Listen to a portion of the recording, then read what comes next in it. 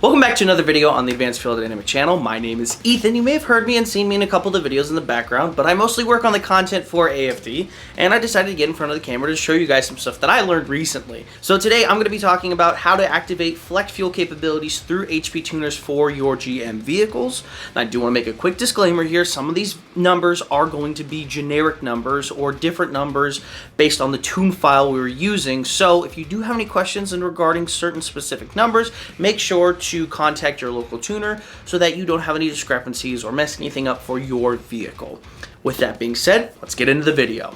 First step is opening up HP tuners and uploading the file you want to make adjustments on. Next, you're going to look for an icon that has engine next to it and click on that. While looking for the flex fuel tab, you're going to click on that and you're going to see a couple options here. You want to look for a section that says flex fuel and enable that. And below that, you will have fuel sensor. You'll turn that from digital to sensor. Next, you're going to want to look for your maximum ethanol percentage and you're going to change that to 100. Next, you're going to look for an icon that says fuel system on it and you're going to click the diagnostic tab. Here, you're going to enable your sensor diag. Next, you're going to go to your engine diag and you're going to look for your flex fuel sensor circuit low and high. They're right next to each other.